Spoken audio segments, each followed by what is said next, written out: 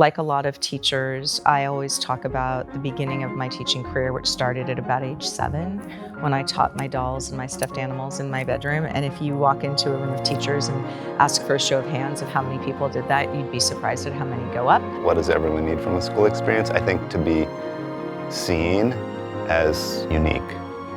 The world is all about disruptive innovation. It's about how can we do things that'll change the way we live in the world and things we do. At the end of that presentation, the school board president said, well, you know, Reba, we don't have 2 nickels to rub together here in the Highline District, but if you can go find the money, we like your concept.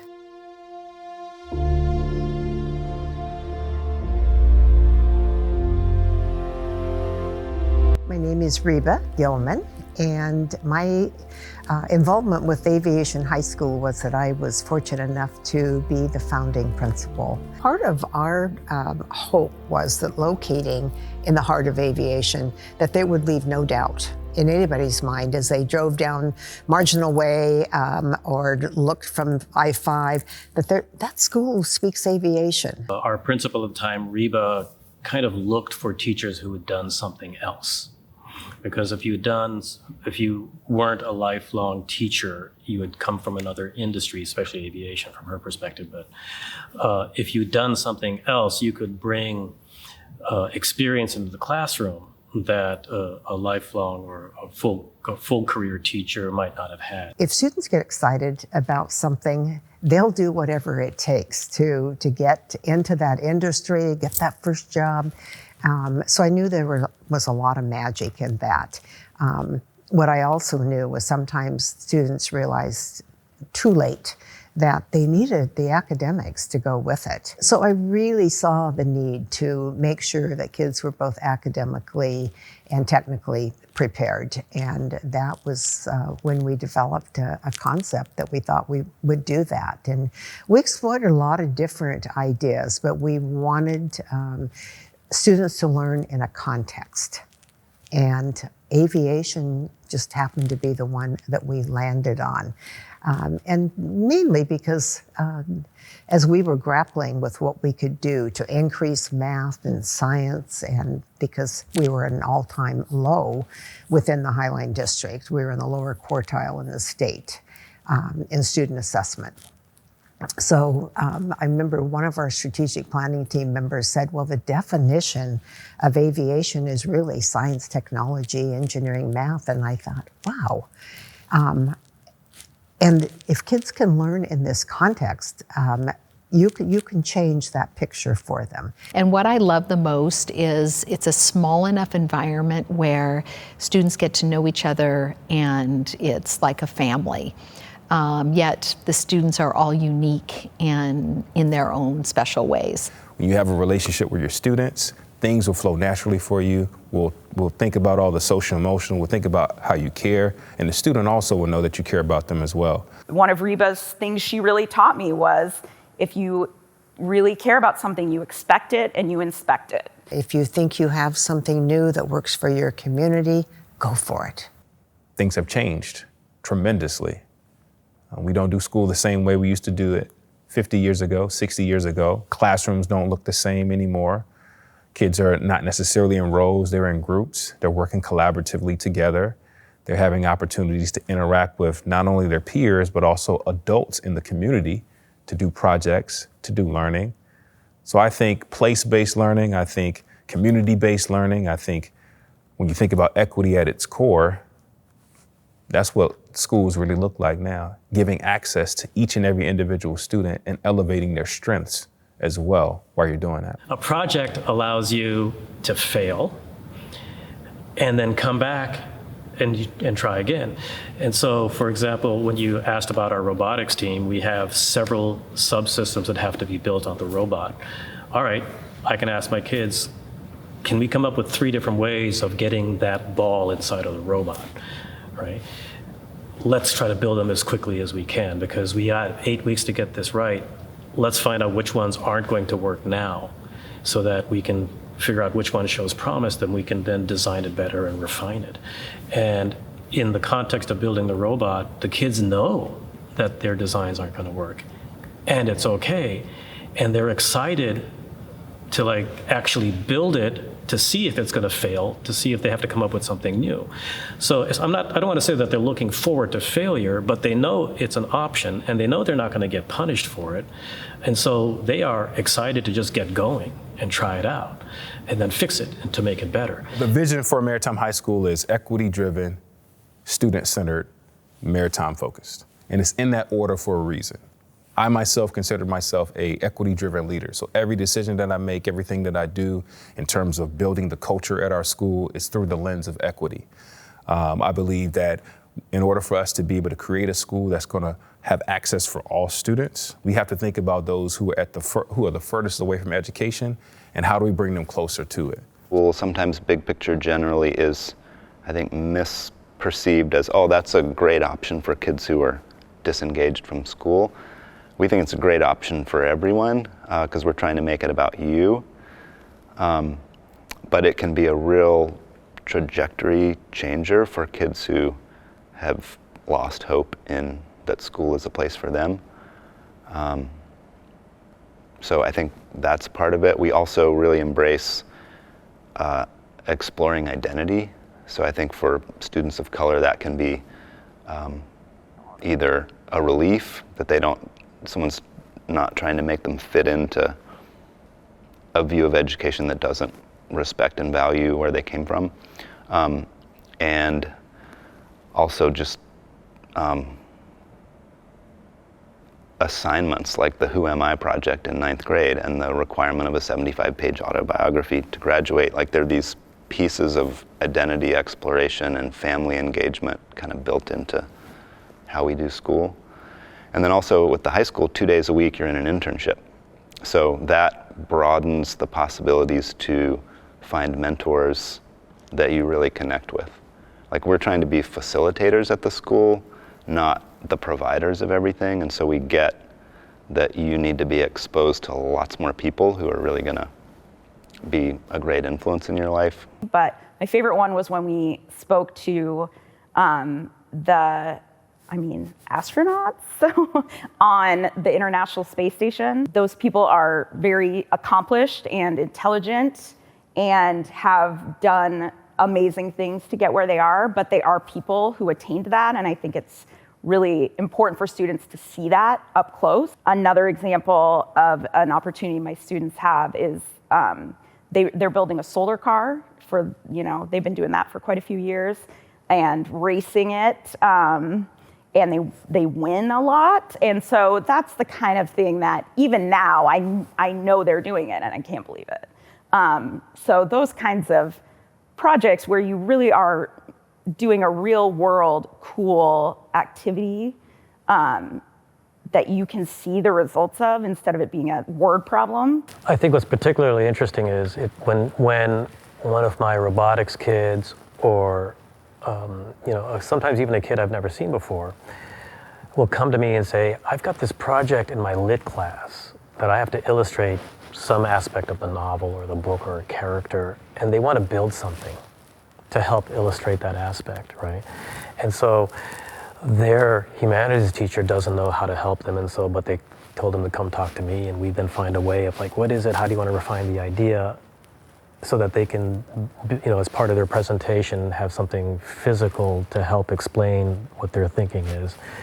And I think that's important because it shows that when the resources are available, you cannot predict how a kid will want to apply that resource for a particular kind of learning.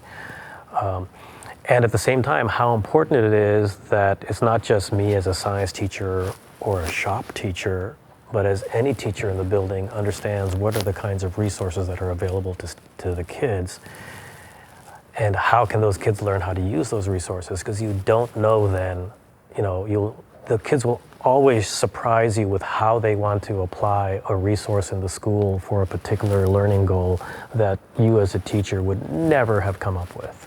I love that we've created a place where students want to come to school, and when you build something that you can connect with students and they can envision themselves in their future, I feel like that's what we've created at the school, and that is what really is so special to me. The mission of Raisbeck Aviation High School is to prepare all students for college, career, and citizenship.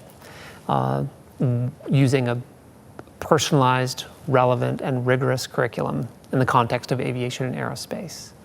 How that translates is it means that students have opportunities again to explore things that are of interest to them.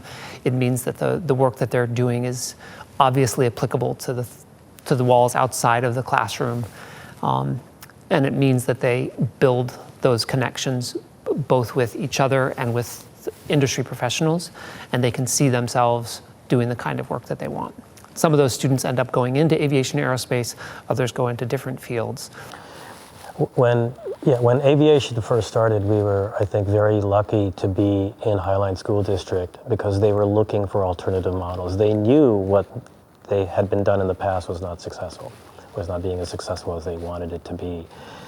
At the time, this was 2007, 2008, I think what also helped was the Gates Foundation, the Allen Foundation were investing in education and looking for different kinds of models. So there was money flowing to encourage administrations and districts to try something new. Aviation was the brainchild of Reba Gilman, who had this idea, right? And brought it to the district and said, hey, I want to start this. We're living in the shadow of SeaTac and Boeing and Alaska Airlines. Why don't we have a aerospace aviation themed high school? And clearly the district had the vision and the smarts to say yes to that. Find the money.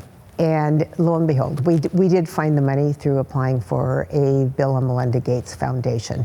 That was our seed funding for the high school. And when that came through and was awarded, it was just a $600,000 grant. But it was enough to give us planning time and development time. So I found that, we were thrilled. And I was fortunate, I think, to work for a superintendent who really embraced innovation and was willing to take a risk because, as I was reminded so many times by people, especially those in aviation, well, are you just selling blue sky? Well, yeah, kind of, you're selling blue sky until you have enough support to go do something with it. There's no one in the universe who expects someone to pick up a violin and play a concerto the first time they do it. In fact, most of us run screaming from the room. The idea that we could do something as complex as create a different model of teaching the first time out of the gate, exactly right, just the way we wanted it, that checked every box, and we said to ourselves at the end, damn, we're good, is just so unreasonable, right? That's not how rockets fly, it's not how planes work, it's not how innovation happens. And so the question is, what risks are you willing to take? From the experience of starting this school, and then I've worked with a lot of people starting schools, I would say it's completely context dependent. So that's the first thing. I haven't ever seen it happen the same way twice. Sometimes a district says we need to do something new, and then they assemble a team. Other times, a couple of educators say we got to do something, and then they find the district, or they get support from their own district, or they start a charter school. So understanding that there are going to be really specific opportunities and challenges in your specific context, and then I would say try to find a network of people who have started schools to have a support system. Our principal at the time, Reba, kind of looked for teachers who had done something else. Because if you weren't a lifelong teacher, you had come from another industry, especially aviation from her perspective, but if you'd done something else, you could bring experience into the classroom that a lifelong or a full career teacher might not have had out there. One of the things that Reba did really well, I think, was hire people who weren't afraid to take risks, because there were lots of risks to be taken. Right, we walked into the door and given a mandate to do something project-based related to aviation and aerospace. Some of us came into that work with a deep background in aviation and aerospace. Some of us came into the work with deep background in project-based learning, but very rarely did people walk in with both. I remember very clearly 2 hours into my half-hour interview telling Reba that as confident as I was about project-based learning, I knew not so much about aviation. Sure, I had flown, but the idea of being a content expert, clearly I was not that guy yet. And so I said, you should probably find someone to get me my pilot's license. And it was a little tongue-in-cheek, but nothing ventured, nothing gained. A couple weeks later, she called and said, I hope you don't have plans on Saturday. Your flight school starts. Project-based learning was huge. We knew we needed to provide the professional development to our staff to know how to do project-based learning, performance assessment. True project-based learning isn't just a one-off project at the end of a class unit. It's where you cross-curricular, so you're using your math skills, your writing and reading skills and research, you're using that science inquisitiveness and looking at a big problem of practice, and you're using all of those skills together to solve a big problem, to create something. I think it was important that Raisbeck Aviation and the staff and the students and the community had to have that permission to fail, was because we were trying to create something brand new. I think what teachers really like about working at an innovative school, in a school like aviation, is the freedom as a teacher to fail and come back from a new idea, as much as how we want the student to feel that way, right? And maybe it's the hypocrisy sometimes of an environment where the administration is saying, no, you got to give this kid another chance, give this kid another chance. But then if you try to do something new and it doesn't work, that's it. Like, if it's good for the kid, it's also good for me. So some of the strengths of project-based learning, and full disclosure, I like to call it learning-based projects, because I believe that the learning actually happens as the students are doing projects and really engaging.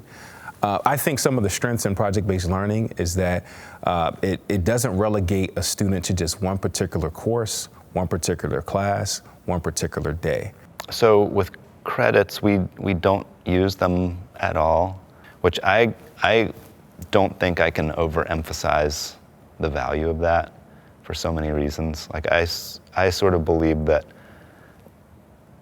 credit-based graduation, really the credit and the number of them and the distribution of them, is the single most important driver of what adults and kids do all day, every day.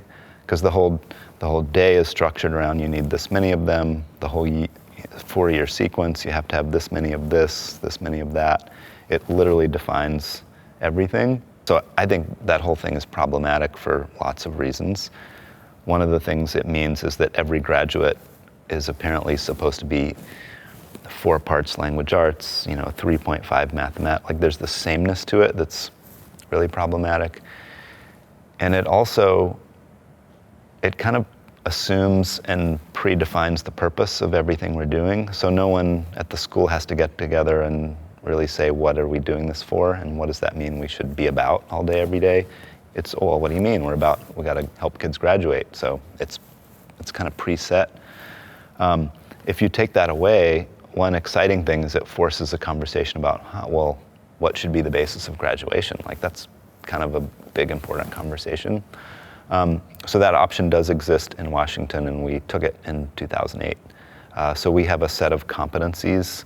We don't necessarily have grades. We subscribe to competencies. So we believe that the competencies, we have 7 competencies, and these are the areas that we want our students to be competent in when they graduate. So when they go, whether they go into the workforce directly or go into a 4-year, 2-year college, university, or technical school, trade school, they'll have 7 competency areas that they can actually articulate and talk about to their future employers, to their professors at the university. And the mastery transcript actually is a proficiency-based transcript.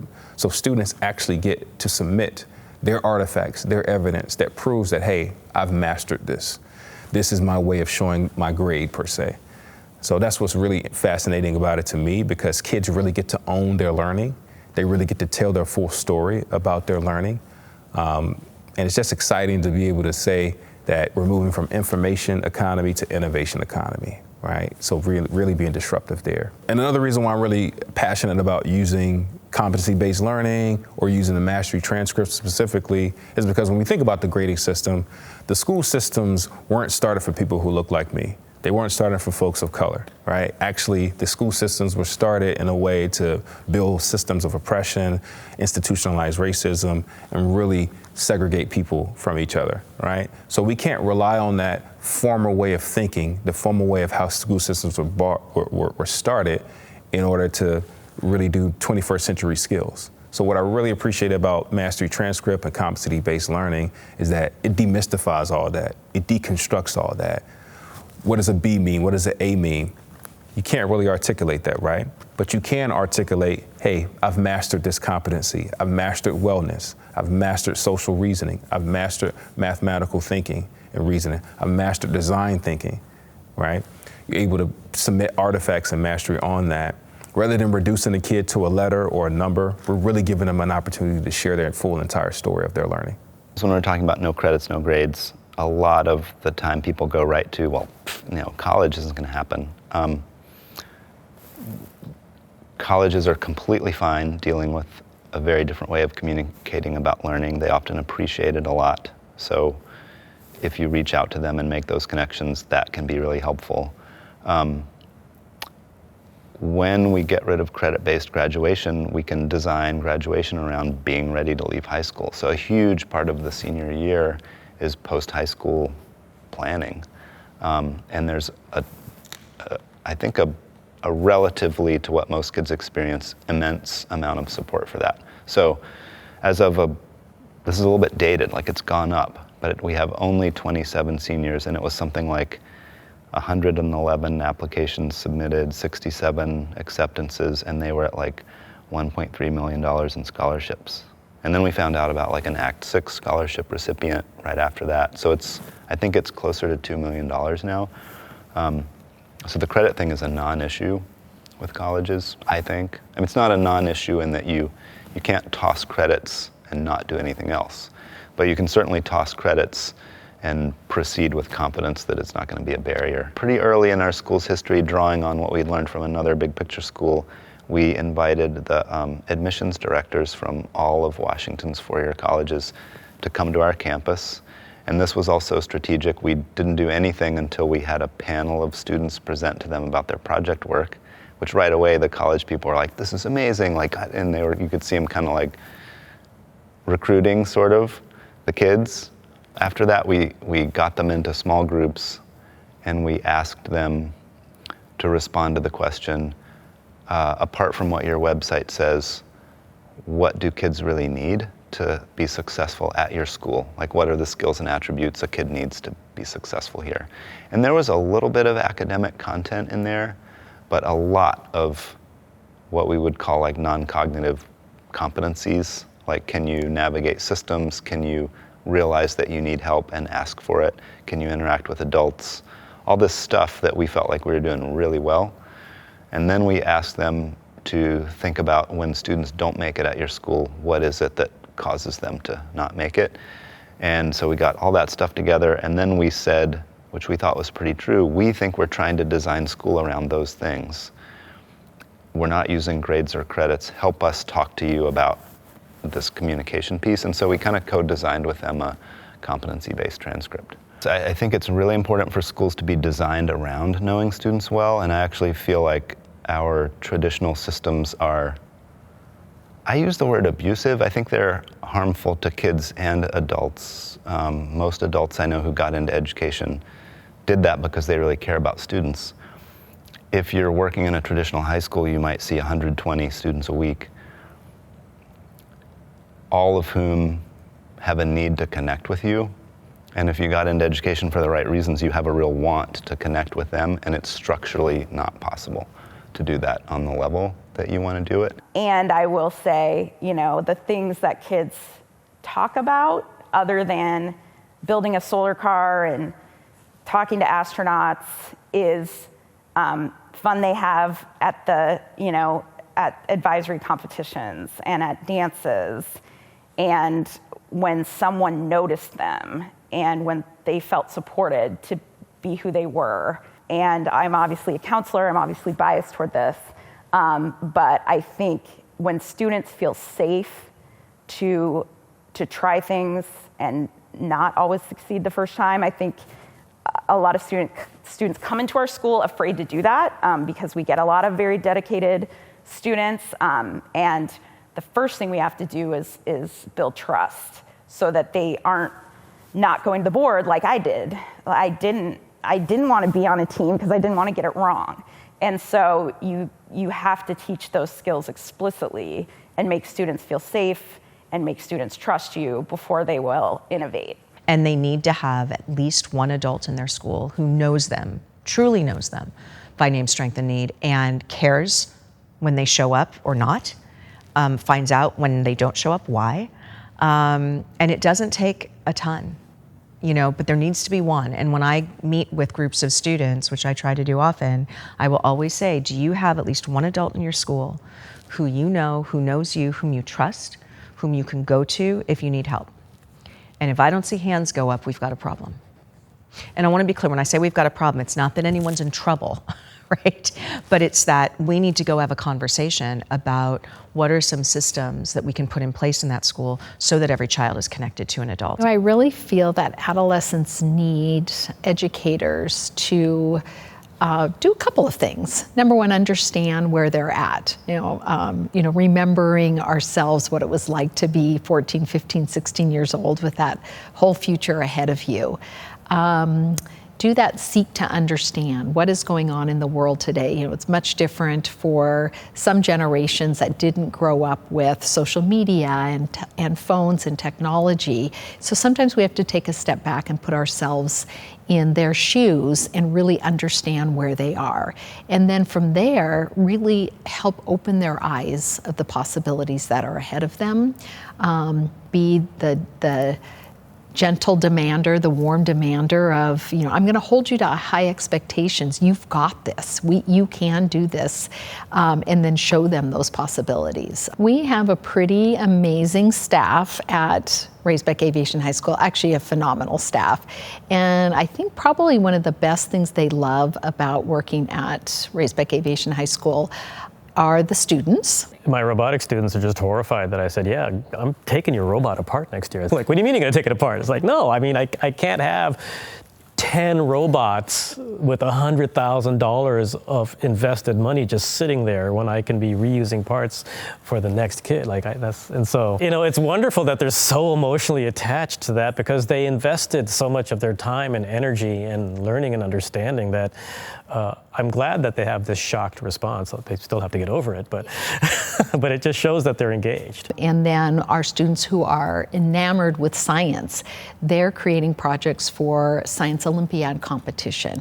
And so when you create that space for them to take what they've learned in the classroom and apply it to projects and building things, then the space is just exciting. I think, the greatest gift of having been an educator is having students who will contact you years later, and by then you have to think for a minute about, okay, who was that student?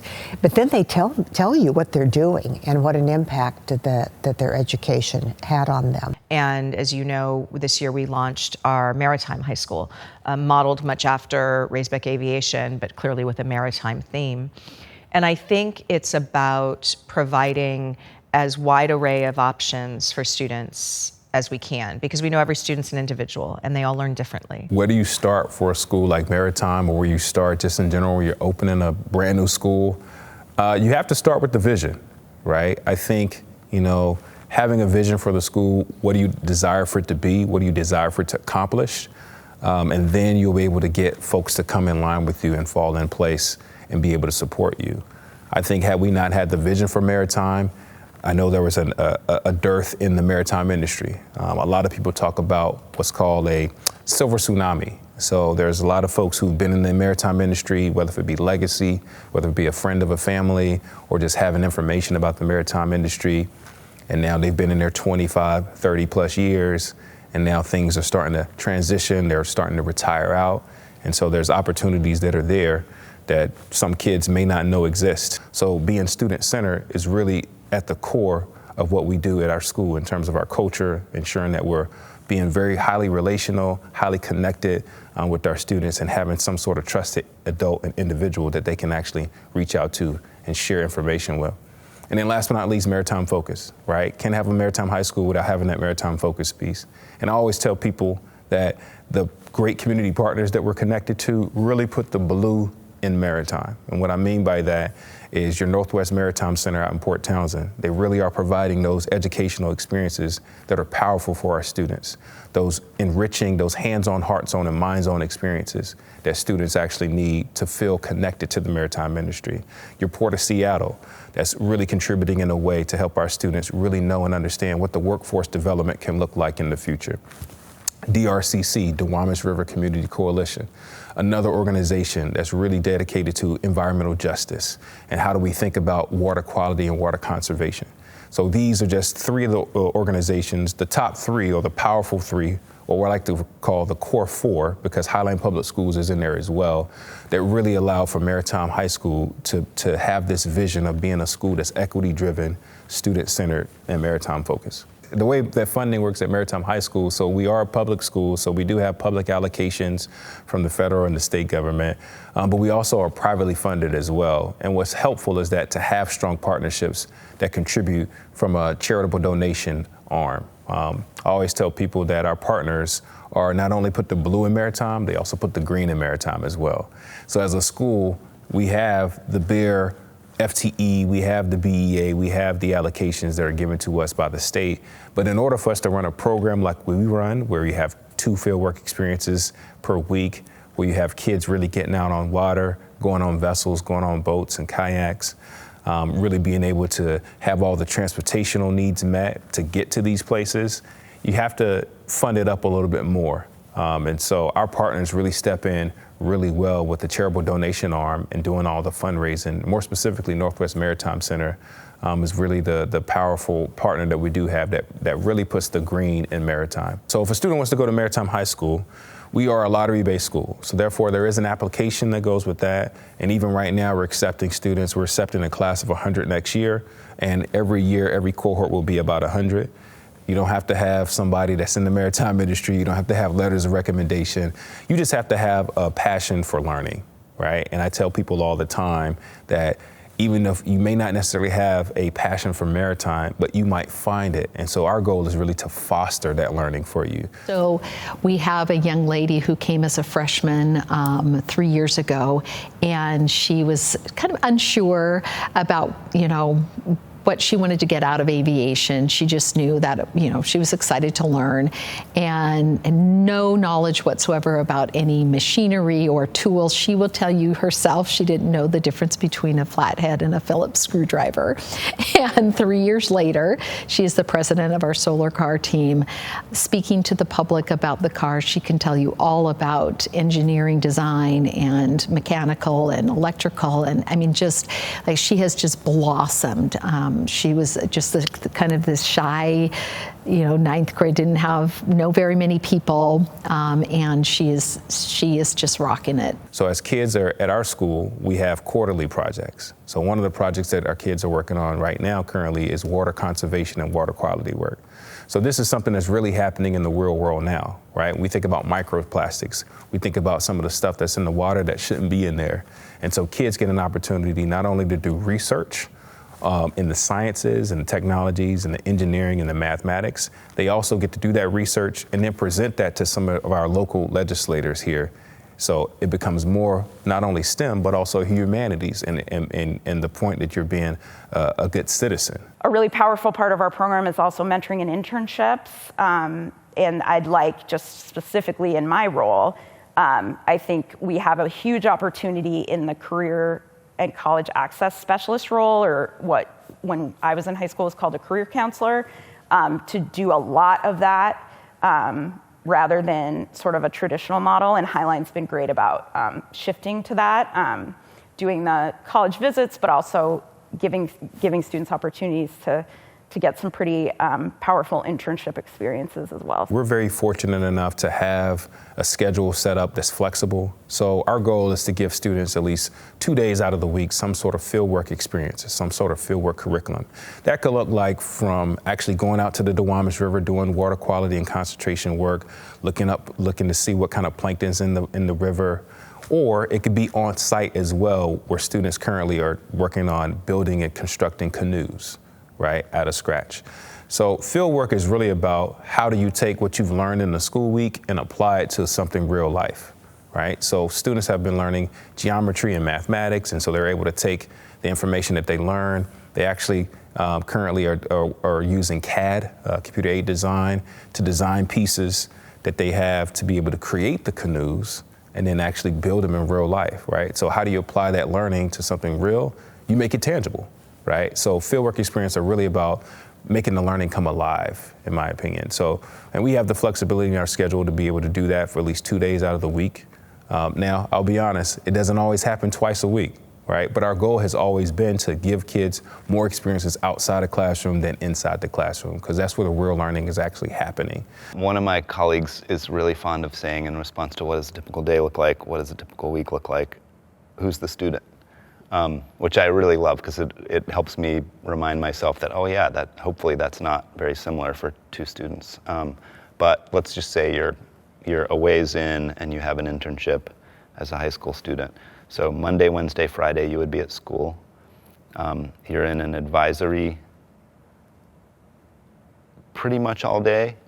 I mean, you might go and come, but we don't have classes that you go to. There's no bell.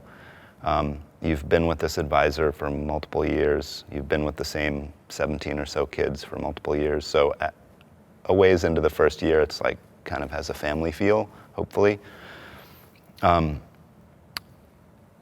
Everyone has a learning plan, so the kind of the week is based on what's going on this week for us as a group, and then what's going on with you and your learning plan. What do you need to get done?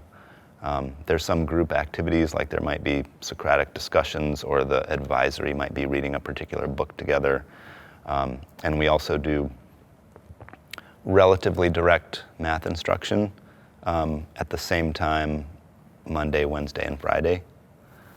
And then Tuesday and Thursday, the student might go to wherever their internship is, directly from home, or sometimes they might come to school.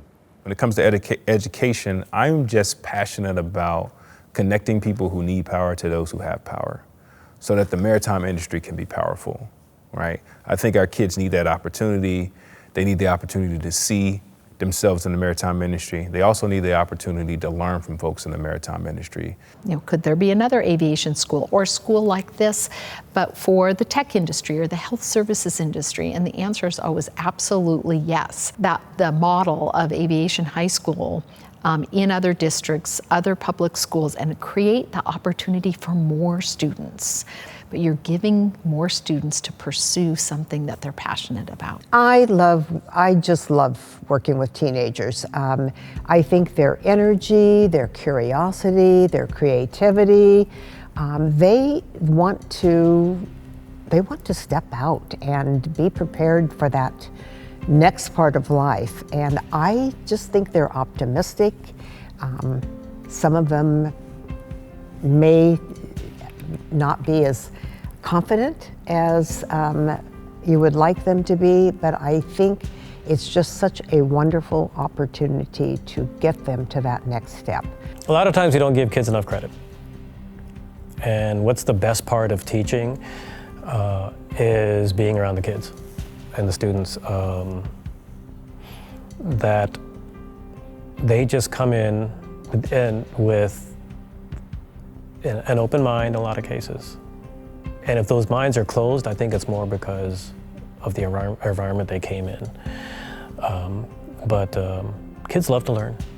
Kids really do love to learn. I haven't met a kid who, when they learn something new and they really get it, you don't see a shine in their eyes and a smile on their face. So I feel like what people need from school is for the school to be designed around knowing them really well. I think the number one thing adolescents need is belonging and relationships, no matter how innovative or not innovative their school is. I believe in what aviation has done and continues to do. Adolescents now, I think, need the same kinds of things that adolescents have always needed, right? A sense of community, a sense of contribution, a sense of autonomy, a sense that they have, that they're being appropriately challenged in new and interesting ways. So we've had our big picture, middle and high school for many, many years.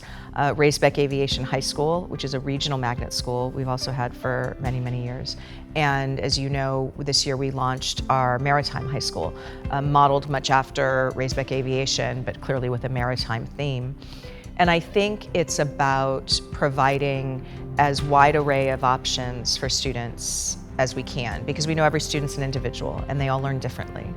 And so the other example I would give is that out of the pandemic, when we were in distance learning, we did have, distance learning was hard for many of us, but there were some students who did thrive in that environment for whatever reason. And I just believed strongly that it would be unconscionable for us to take that option away from them. So this year we launched our Highline Virtual Academy for grades 6 through 12, and we're actually launching our Highline Virtual Elementary next year. It was just one of the best opportunities in the world. For me, as an educator, it'll be the most challenging you may ever attempt, but I think it's the most rewarding.